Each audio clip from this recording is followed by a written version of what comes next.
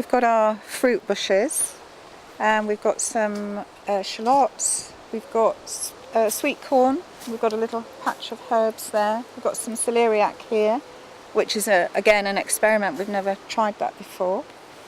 Over in this bed we've had fantastic crop of salad leaves. We've been picking leaves since about May. It's just been absolutely fantastic. We had some peas, which were again an experiment. We've never really bothered with those before. And we've got a cucumber, which is just amazing. Somebody was throwing it out. It was a little plant about that size. On my plot this year, I'm growing courgettes, pumpkin. I've got some globe artichoke. Masses of tomatoes in my greenhouse, chilies, peppers. After midsummer, you stop kind of putting things in and starting new plants, if you like. There's a real shift around midsummer in this area anyway, when it becomes a matter of weeding, watering if necessary, if absolutely necessary, and harvesting. So that's obviously where we're at the moment. Red currants and black currants. Red currants are picked and done. Black currants are coming, are ripening. Raspberries are coming.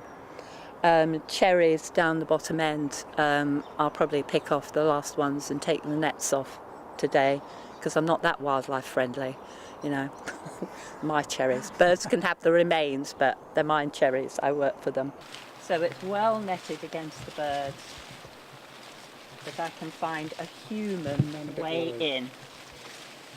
I do absolutely loathe having to put nets on things.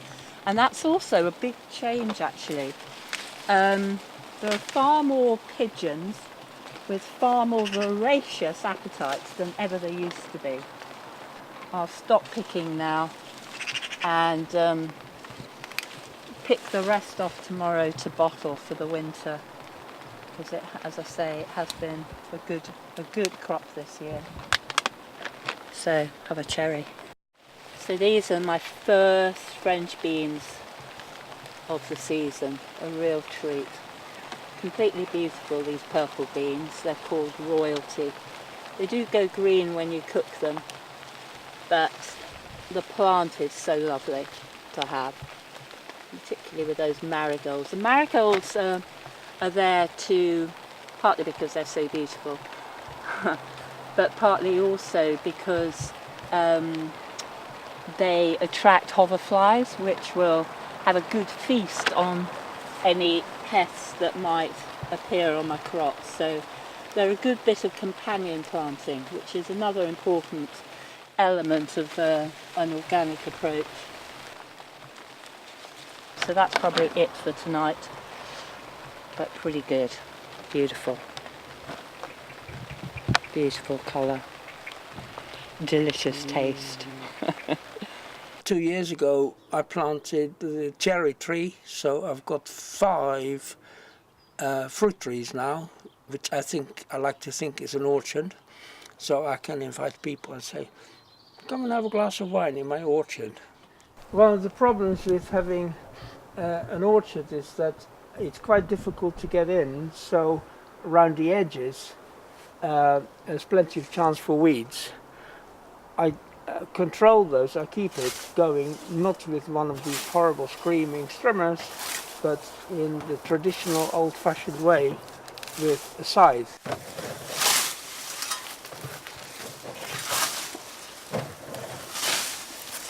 I did a lot of bottling of fruits and rhubarb and things like that, so I always have about 30 or 40 Kilner jars with fruits in the cellar. With the tomatoes, when they're ready, I'll roast them and freeze them, so they're really nice to have in the winter when you need that kind of sunny boost. Yeah. I'm at work, I'm taking out some very productive broad beans.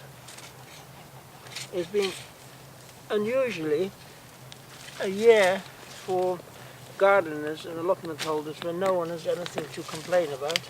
It's been completely fantastic, but I need to dig the old broad beans out to make sure that the weeds don't take over, and I get to dug over before the seeds of the weeds get to hold. Now this always has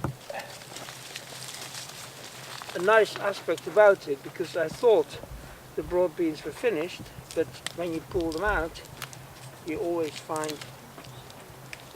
some really nice ones. So these are some of the small benefits of growing your own.